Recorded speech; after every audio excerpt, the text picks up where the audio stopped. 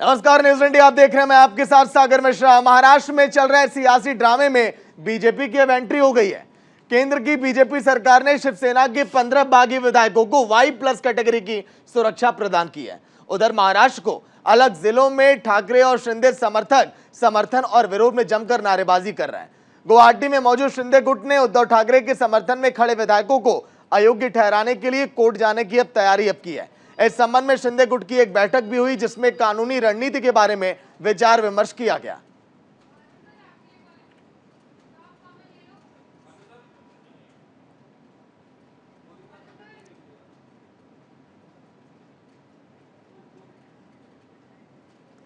शिंदे की घातक बल्लेबाजी से कहा जाएगा, लेकिन उद्धव ठाकरे की क्या ये फीकी गेंदबाजी है?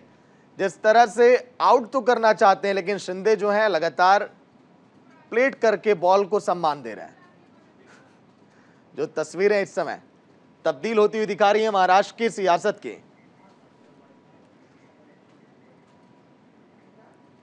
वहीं गुवाहाटी के होटल रेडिसन ब्लू में महाराष्ट्र के भंडारा के विधायक नरेंद्र बोंडेकर के जन्मदिन पर आयोजन किया गया। एकनाथ शिंदे और बागी विधायकों ने गुवाहाटी के होटल रेडिसन ब्लू में छत्रपति शाहू महाराज की जयंती पर उन्हें श्रद्धांजलि अर्पित की।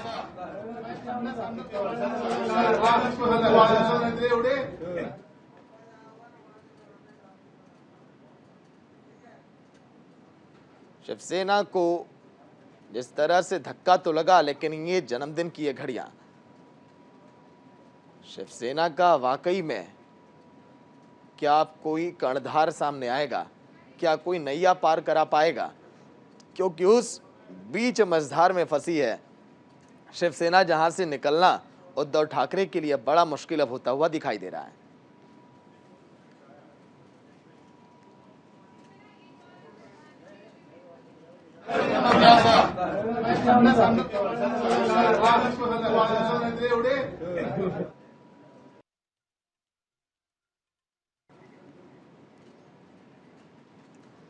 शिवसेना नेता संजय राउत ने की विधायकों पर टिप्पणी और उन्होंने कहा कि जो 40 लोग वहां पर जिंदा हैं वो जिंदा लाशें हैं। यार सिर्फ उनके शरीर वापस आएंगे, उनकी आत्मा वहीं मर चुकी होगी। जब ये 40 लोग यहां से बाहर निकलेंगे तो उनका दिल जिंदा नहीं होगा। उन्हें पता है कि यहां जो आग लगी है उसका क्या अंजाम हो सकता है।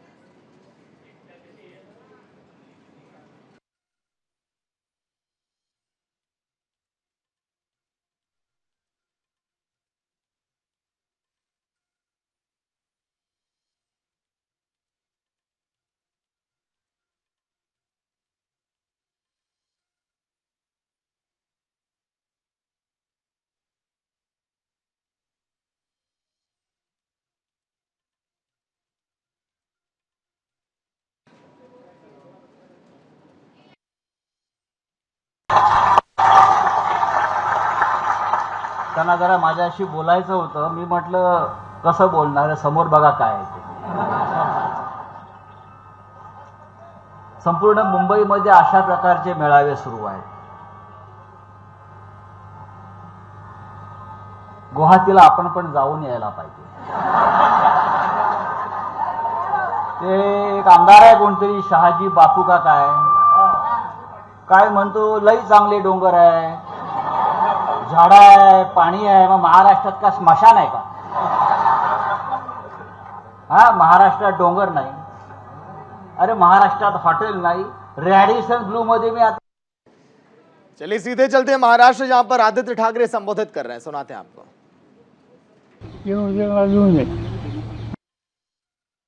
फसले असतील, स्वतःला फसवून घेतलं असेल, अडकले असतील कुठच्या केसमध्ये, सोडवायला गेले. पण तुम्हाला एक सांगतो मी, प्रत्येक ठिकाणी, मग लंडन मध्ये असेल, स्वित्झर्लंड मध्ये असेल, इतर राज्यांमध्ये, मध्यंतरी दिल्लीला 2-3दा जाऊन आलो, प्रत्येक ठिकाणी कौतुक आपल्या मुख्यमंत्र्यांचं झालंय, पक्षप्रमुखांचं झालंय, महाविकास आघाडी सरकारचं. आणि मग हे असं सगळं चांगलं काम होत असताना, शिवसेनेची सत्ता असताना, महाविकास आघाडीची सत्ता असताना, जे काही आता तिथे फुटीरवादी जाऊन बसलेत आणि बोलत आहेत, एक रोज व्हिडिओ काढतात, रडगाणं रोज काहीतरी काढतात नवीन, की मला असं नाही झालं, मला तसं नाही झालं, माझा फंड नाही झाला. त्यांना प्रत्येकाला मी चॅलेंज देतो. जे पहिले टर्मचे आमदार आहेत त्यांना तर मी चॅलेंज देतच नाही, कारण मला माहिती आहे, म्हणजे मी स्वतः जरी पकडलं तरी मी स्वतः काही माझ्या स्वतःच्या चेहऱ्यामुळे नाही निवडून आलो. शिवसेनेमुळे निवडून आलेलो आहे आणि त्यांनी पण विचार करायला पाहिजे की ते पुढे निवडून येऊ शकतील की नाही. पण जे दुसऱ्या टर्मचे आमदार आहेत, तिसऱ्या टर्मचे आमदार आहेत, काही मोठे स्वतःला दिग्गज मानणारे आमदार आहेत, काही खूप शूरवीर समजणारे आमदार आहेत, मोठ्या मोठ्या आवाजात भाषणं देणारे, शेरोशायरी करणारे,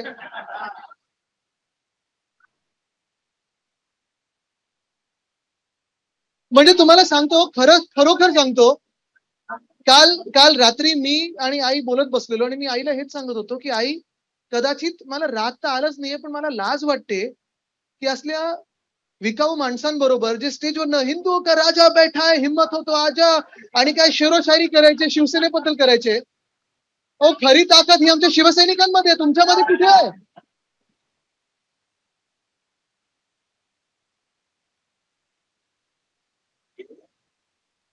परवाकडे माझ्या गाडीत बसलेले इथून हॉटेलला जाताना थरथरत होते. मला वाटलं मला घाबरून थरथर होते. नंतर कळलं कशाची भलत्याची वेळ झालेली म्हणून थरथरत होते.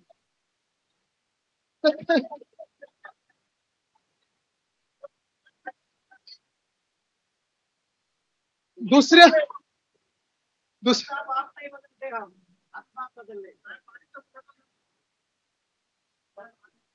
ठीक आहे, आता काय पाईपलाईन लोकांच्या हातात आली की काय काय करू शकतात मला माहित नाही, लोक दाखवतील. पण एकच गोष्ट तुम्हाला सांगतो की ह्या लोकांनी आणि ह्या लोकांना आपण कमी काय दिलं हा आपण विचार करणं गरजेचं आहे. कौतुक जे मुख्यमंत्र्यांचं व्हायचं, मुख्यमंत्र्यांनी प्रत्येक फेसबुक लाईव्ह मध्ये सांगितलं, प्रत्येक सभेत सांगितलं, भाषणात सांगितलेलं आहे की कौतुक हे जेव्हा मुख्यमंत्र्यांचं होतं तेव्हा स्वतःचं नाही होत, खरं तर ते खूप मोठेपण आहे त्यांचं. त्यांनी सांगितलं जे प्रत्येक सहकार्य माझा त्यांचं होतंय कौतुक. आणि मग अशा माणसाला धोका देणं, दगा देणं, ज्या माणसाने तुम्हाला पुढे आणलं, तिकीट दिलं, वरती आणलं, मंत्रिपद दिली, आमदारकी दिली, या सर्वांनी विचार करायला पाहिजे. आणि जे मी सांगितलं ना, माझं चॅलेंज येतं ना की आता जे रडगाणं त्यांचं आहे की आम्हाला फंड नव्हता मिळत, गळचेपी होत होती. राहुलजी, तुम्ही आता दुसऱ्या टर्मचे आमदार आहेत, बरोबर आहे. मला तुम्ही सांगा, आणि इतरांना पण मी विचारतो, दुसऱ्या तिसऱ्या टर्मच्या आमदारांना, की गेल्या 20 वर्षात किंवा 15 वर्षात फंड तुम्हाला किती मिळाला आणि गेल्या 2.5 वर्षात किती फंड मिळाला, चला दाखवा मला, तुम्हाला मी काही हरायला तयार आहे. अमाप पैसा मिळाला, अमाप फंड मिळाले त्यांच्या मतदारसंघात. कोणाला काही नाव नाही विचारलं, पक्ष नाही विचारलं, काय तू कुठच्या गटात जातो, ह्या गटात की त्या गटात, हे नाही विचारलं आपण. प्रत्येकाला ज्यांनी ज्यांनी जे काम केले ते करून दाखवलेलं आपण. हा ठीक आहे, काही काही कामांना प्रशासकीय मंजुरी असतात, प्रस्ताव यायला लागतात. आता सत्तेत बसल्यानंतर आम्हाला कळतं की जे आपण सांगतो ना चला 1 मिनिटात करतो, काही काही कामं 1 मिनिटात होतात, काही काही कामांना थोडा अवधी लागतो. पण हे सगळं होत असताना सत्ताधारी पक्षातून विरोधी पक्षात जायचं, स्वतःला मी जे ऐकतोय टीव्हीवर जे काही किमती लावलेल्या आहेत, प्राइस टॅग, म्हणजे मी फुटबॉलसाठी बिडिंग बघितलेलं आहे, IPL साठी बिडिंग बघितलेलं आहे, आता आमदारांसाठी बिडिंग बघतोय. म्हणजे मी जे काही घोडे बाजार ऐकलेला हा तो पूर्ण रेसकोर्सच घेऊन गेले होय. रेसकोर्स घेऊन गेले सगळे. ते तर आहेच. नाही नाही, आपल्या मनात किंमत शून्यच आहेत आणि आता काय चोर बाजारात मिळतील असे. पण तुम्ही नियत बघा त्यांची काय आहे, त्यांची लायकी बघा काय, कसा विचार असतो बघा. हे जे काही 10-12 आणि त्यांचे जे नेते ज्यांना खूप शूरवीर आपण समजायचो, बंड करायचा होता तो कुठे करायला पाहिजे होता त्यांनी? पहिलं तर हिम्मत असती. खरं तुम्हाला एक अजून गोष्ट सांगतो, आज सकाळी मी बोललोय ती कोणाला माहिती नाही, 20 मे ला बरोबर ही सगळी कुरबुरी आपल्या कानावर येत होती. काय चाललंय, कुठून पैसा जातोय, कसा जातोय, हे सगळं चालू होतं, कोण देतंय हे सगळं ऐकण्यात होतं. खरं काय कितपत माहित नाही, पण 20 मे ला मी तेव्हा डॅव्होसला होतो, तेव्हा मुख्यमंत्री उद्धव साहेबांनी त्यांना वर्षा बंगल्यावर बोलून घेतलेलं आणि हे देखील सांगितलेलं की तुम्हाला मुख्यमंत्री व्हायचे, ह्या घ्या चाव्या, तुम्ही आज बना. तेव्हा नाटक केलं, रडले, नाही आमचं असं नाहीये, तुम्हीच मुख्यमंत्री व्हा, असं तसं तसं. ठीक आहे, बरोबर 1 महिन्यानी 20 जूनला बंड केलं. पण ह्या बंडाची तयारी जी आता आपल्याला दिसते आहे, बंड म्हणजे काय फुटीरवाद येतोय, बंड पण नाही, बंड करण्याच्या लायकीचे पण नाहीत, बंडाला हिंमत लागते. त्यांनी हा जो काही प्रसंग आपल्यावर आणलेला आहे, फायदा कुठच्या वेळेचा घेतला यांनी? आजारपणाचा घेतलाय. तुम्ही बघितलं असेल त्या दिवशी पण मुख्यमंत्री जेव्हा टीव्हीवर बोलत होते आणि ते मी बघितले, त्या वेदना मी बघितले.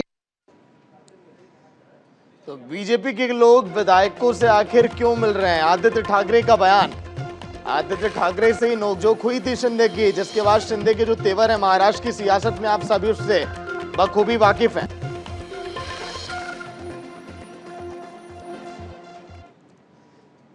तो चलिए एक बड़ी खबर आ रही है। एनसीपी नेता शरद पवार का बयान सामने आया। गुवाहाटी से मुंबई आएंगे विधायक, पवार का ये कहना। उनके पास नंबर है तो वहां पर क्यों है? पवार का ये कहना, आखिरी तक उद्धव ठाकरे को समर्थन दूंगा। पवार का कहना, एनसीपी से समस्या की बात सिर्फ बहाना। याचा अर्थ काही वेगळी आश्वासनं किंवा काही गोष्टींची पूर्तता ही केली असायची शक्यता आहे, अशी शंका लोकांना येते. तुमचा लोकशाही प्रणालीचा फ्लोर टेस्ट जब होगा तो समर्थन आपके पक्ष में आएगा सर. वो गणित कैसे है सर, जब 40 विधायक उधर हैं तो जब वो विधायक हमें समझे, पहुंचेंगे तो हमें लगता है और शिवसेना के नेता लोगों को लगता है कि ये लोग वापस आएंगे, इनमें से कई लोग मेजॉरिटी अलग लाइन लेंगे, ऐसा उनका विश्वास है.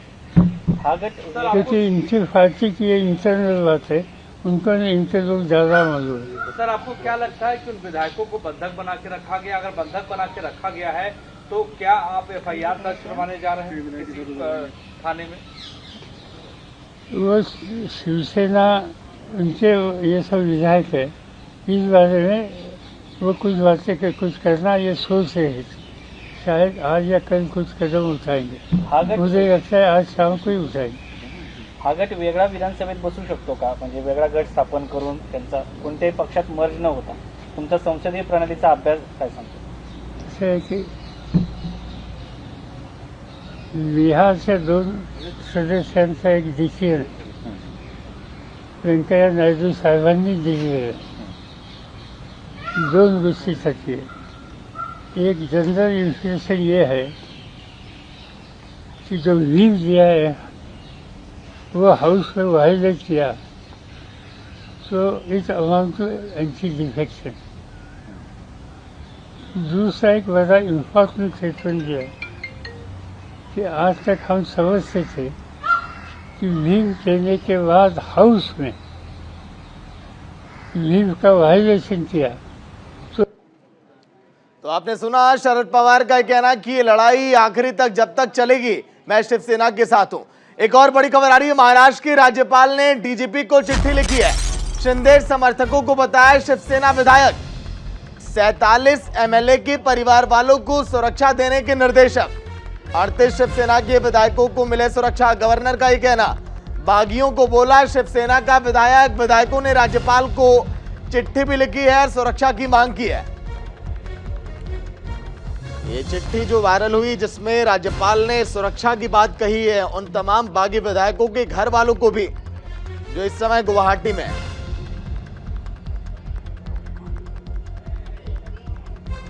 पीयूष शुक्ला सहयोगी फोन लाइन पर पूरी जानकारी के साथ. पीयूष, लगातार जो बातें सामने आ रही हैं, राज्यपाल का तुरंत हॉस्पिटल से आकर ये कहना कि सुरक्षा दी जाए, और जो विधायक हैं शिवसेना के ही हैं. बिल्कुल, जो विधायक हैं वो शिवसेना के विधायक हैं और उन्हें सुरक्षा देने को लेकर लगातार महाराष्ट्र सरकार के ऊपर दबाव बनाने की कोशिश की जा रही है. और अब राज्यपाल की तरफ से भी पत्र जारी कर दिया गया है. राज्यपाल ने भी डीजीपी और मुंबई के सीपी को पत्र लिखा है ताकि इन विधायकों के आवास की, इनके कार्यालय की, इनके परिजनों की सुरक्षा सुदृढ़ की जा सके. हालांकि केंद्र सरकार की तरफ से 15 जो बागी विधायक हैं उनको लेकर Y+ सुरक्षा प्रदान कर दी गई है. लेकिन पीयूष, ये कहना जो राज्यपाल का कि जो विधायक हैं वो शिवसेना के ही हैं, क्या ये इसीलिए कहा जा रहा है ताकि उन पर अब कोई आंच ना आए, ताकि ये जब इनको बताया जाएगा तो शिवसेना के लोग भी उनको कोई ठेस नहीं पहुंचाएंगे? बिल्कुल, देखिए जिस तरह से बागी हुए विधायक और उसके बाद विधायकों को लेकर शिवसेना के कार्यकर्ताओं ने जो उनके आवास पर हमले किए, जो उनके कार्यालय पर तोड़फोड़ की, तो निश्चित तौर पर एक अराजक स्थिति और लॉ एंड ऑर्डर की बिगड़ती स्थिति को देखते हुए राज्यपाल ने एक कदम उठाया है. और मैंने पहले भी कहा था कि अब राज्यपाल, उनकी तबीयत ठीक हो चुकी है, वो वापस आ गए हैं राजभवन में, तो निश्चित तौर पर वो अपनी ताकत और अपनी शक्तियों का जो राज्यपाल की प्रदत्त है संविधान में, उनका उपयोग करते हुए दिखाई देते नजर आएंगे. और उसका पहला कदम उन्होंने उठा लिया है. शुक्रिया पीयूष पूरी जानकारी के लिए.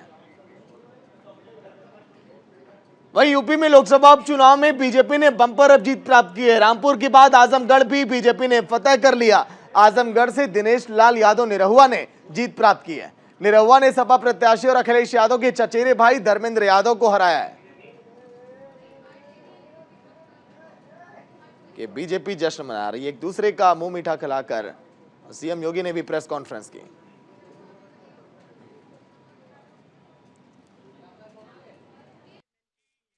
आजमगढ़ की जनता की उम्मीद की जीत है।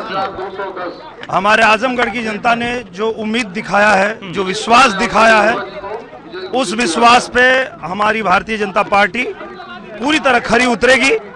कहीं न कहीं हमारे पूजनीय प्रधानमंत्री जी और पूजनीय योगी आदित्यनाथ जी के सुशासन और अच्छे सरकार के वजह से ही जनता ने ये भरोसा दिया है और इस पे हम लोग खरे उतरेंगे, आजमगढ़ का विकास करेंगे। पूरी तरह भारतीय जनता पार्टी की जो सरकारें हैं उनके अच्छी नीतियां और गरीब कल्याण योजनाएं जितनी है, गरीबों के लिए, किसानों के लिए, मजदूरों के लिए, नौजवानों के लिए, कहीं न कहीं उसी की जीत है। उसी पे भरोसा करके आजमगढ़ ने भी कमल खिलाया है। वहीं रामपुर लोकसभा उपचुनाव में समाजवादी पार्टी और विधायक आजम खान को एक बड़ा झटका लगा है। बीजेपी ने आजम खान के मजबूत किले में अब सेंध लगा दी। बड़ी जीत प्राप्त की है। बीजेपी के प्रत्याशी घनश्याम लोधी ने समाजवादी पार्टी के आसिम रजा को 42,000 से अधिक मतों से पराजित किया। आजम खान ने उपचुनाव हार पर कहा कि उपचुनाव में धांधली की गई है। सुनिए आप। कोई कलवाह की बात नहीं है, जीत गए, बहुत अच्छी बात है, जीत गए, लेकिन ये जीत नहीं है उनकी। जिस तरह तो आपने उत्तर प्रदेश की सरकार भी बना ली है, इसी तरह जीते हैं आप। और शर्म दिलाना चाहूंगा, एहसास दिलाना चाहूंगा उन तमाम ताकतों को जो लोकतंत्र को कमजोर करने में सिर्फ अपनी छोटी छोटी मफादात की लगी हुई है। कोई कलवाह की बात नहीं है, जीत गए, बहुत अच्छी बात है, जीत गए। आजम खान का ये कहना कि उपचुनाव में धांधली की गई, क्योंकि रामपुर तो आजम खान का गढ़ है, रामपुर तो सपा का गढ़ है। लेकिन क्या इस हार के पीछे जो आजम खान और अखिलेश यादव के रिश्तों में तल्खियां देखी गई, वो एक बड़ी वजह है?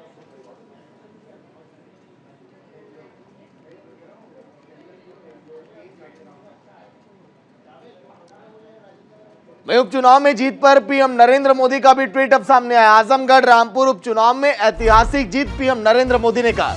समर्थन के लिए जनता का आभार। पीएम मोदी ने बोला कि डबल इंजन सरकार को जनता का समर्थन। आजमगढ़ रामपुर उपचुनाव में ऐतिहासिक जीत पर पीएम ने फिलहाल कहा है कि जनता का आभार, समर्थन के लिए जनता का शुक्रिया, और आगे भी बीजेपी इसी तरह से अपनी नीतियों को आगे बढ़ाती रहेगी जिस तरह से बेहतर काम है पूरे देश भर में। डबल इंजन की सरकार को आपने चुना, बहुत बहुत शुक्रिया। अब चुनाव में जीत पर पीएम का ट्वीट आप देखिए, नरेंद्र मोदी।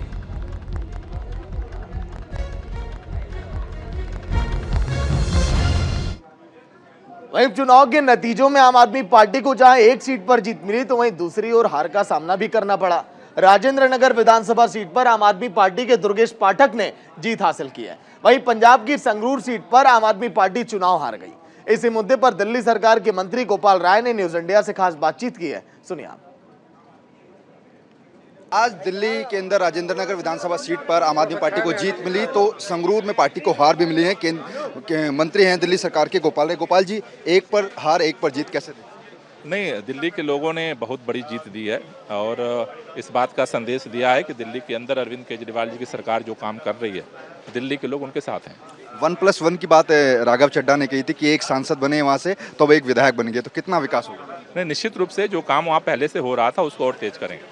तो आपको लगता है कि दिल्ली के स्वास्थ्य मॉडल, शिक्षा मॉडल पर फिर से दिल्ली वालों ने मोहर लगाई? निश्चित रूप से काम को सपोर्ट किया। संगरूर में कहाँ कमी रह गई? वहाँ पार्टी के वहाँ की टीम के साथ समीक्षा करेंगे। कैमरा पर्सन मनीष के साथ नमित त्यागी, न्यूज इंडिया, दिल्ली। वहीं उपचुनाव के नतीजों में पंजाब में संगरूर सीट पर पार्टी को हार का सामना करना पड़ा। इसी मुद्दे पर आम आदमी पार्टी के राज्यसभा सांसद संजय सिंह ने न्यूज इंडिया से खास बातचीत की है, सुनिए आप। आदमी पार्टी ने आज राजेंद्र नगर विधानसभा में जीत की हैट्रिक लगाई है। बातचीत के लिए राज्यसभा सांसद संजय सिंह जी। सर, आज आपने जीत की हैट्रिक लगा दी है, लेकिन चुनौतियां भी साथ के साथ बढ़ गई। 57% वोट शेयर मिला है। ये कोई मामूली जीत नहीं है, ये अरविंद केजरीवाल जी के कार्यक्रमों की, नीतियों की जीत है। एक बड़ी जीत हुई है और हम राजेंद्र नगर की जनता को, दिल्ली की जनता को, अपने एक एक कार्यकर्ता को बधाई देना चाहते हैं। अरविंद केजरीवाल जी ने जिस तरह से दिल्ली को सजाया है, संवारा है, दिल्ली की देखभाल की है, उसका नतीजा है ये जो रिजल्ट आया है। दुर्गेश पाठक को बहुत बहुत बधाई। जो नारे लग रहे हैं कि जय श्री राम हो गया काम, उस पर क्या कहेंगे? भगवान भी उन्हीं का साथ देता है जो लोगों के लिए काम करते हैं। अच्छा, आखिरी सवाल, संगरूर में आखिर पार्टी से क्या कमी रही? देखिए, संगरूर में मैं यही कह सकता हूं कि 3 महीने में बेहतरीन काम किया है भगवंत मान जी ने, लेकिन कई बार भावनात्मक आधार पर वोटिंग होती है, उसकी समीक्षा हम लोग करेंगे। जहां तक राजनीतिक दलों का प्रश्न है तो वो तो बीजेपी हो, कांग्रेस हो, अकाली दल हो, सबकी जमानत जब्त हुई है वहाँ पे। कैमरा पर्सन मनीष के साथ नमित त्यागी, न्यूज़ इंडिया, दिल्ली। तो चलिए एक और बड़ी खबर, 2 दिवसीय जर्मनी के दौरे पर पीएम नरेंद्र मोदी। थोड़ी देर में पीएम नरेंद्र मोदी का संबोधन भी आप सुनेंगे। G7 शिखर सम्मेलन में शामिल होंगे पीएम नरेंद्र मोदी। म्यूनिख के ऑडी डोम में होगा पीएम का ये कार्यक्रम। 15 से ज्यादा कार्यक्रम में शामिल होंगे नरेंद्र मोदी। अर्जेंटीना के राष्ट्रपति के साथ भी बैठक करेंगे पीएम। भारतीय प्रवासियों से संवाद भी होगा पीएम मोदी का।